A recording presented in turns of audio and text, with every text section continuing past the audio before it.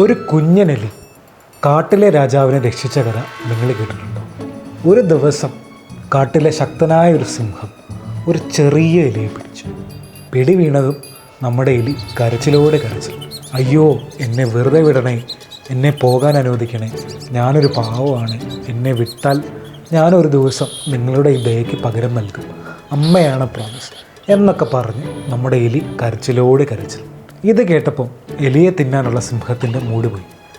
ആ, എന്തേലും ആട്ടെ, പോ എന്നും പറഞ്ഞു സിംഹം ആ എലിയെ വെറുതെ വിട്ടു. കയ്യിൽ നിന്ന് പോയി എന്ന് കരുതിയ ജീവനും കൊണ്ട് എലി ഓടിപ്പോയി. കുറച്ച് ദിവസങ്ങൾക്ക് ശേഷം നമ്മുടെ സിംഹം ഒരു വേട്ടക്കാരൻ്റെ വലയിൽ കുടുങ്ങി. വെപ്രാളത്തിൽ ആ സിംഹം കിടന്ന് നിലവിളിച്ചു. കരച്ചിലാണെങ്കിലും ഗർജനമാണല്ലോ. ആ ഗർജനങ്ങൾ കാട്ടിലൂടെ പ്രതിധ്വനിച്ചു.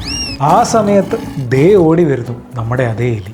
അത് വല കടിച്ചു മുറിച്ച് നമ്മുടെ സിംഹത്തെ സ്വതന്ത്രനാക്കി. സിംഹം താഴേക്ക് നോക്കി എലിയോട് ഇങ്ങനെ മന്ത്രിച്ചു, നന്ദി ബ്രോ, നന്ദി. അങ്ങനെ നമ്മുടെ ചെറിയ എലിയും ഒരു മാസ ഹീറോ ആയി മാറി. നമ്മൾ ഈ കുഞ്ഞനെലിയെ പോലെ എത്ര ചെറുതാണെങ്കിലും പരിശ്രമിച്ചാൽ വലിയ മാറ്റങ്ങൾ ഉണ്ടാക്കാൻ കഴിയും. നിങ്ങളുടെ ജീവിതത്തിലും ഒരു എലി ഉണ്ടാകും. ആരാണത്? ദയ കൊണ്ട് നിങ്ങളെ അത്ഭുതപ്പെടുത്തിയ ആ ഒരു വ്യക്തി.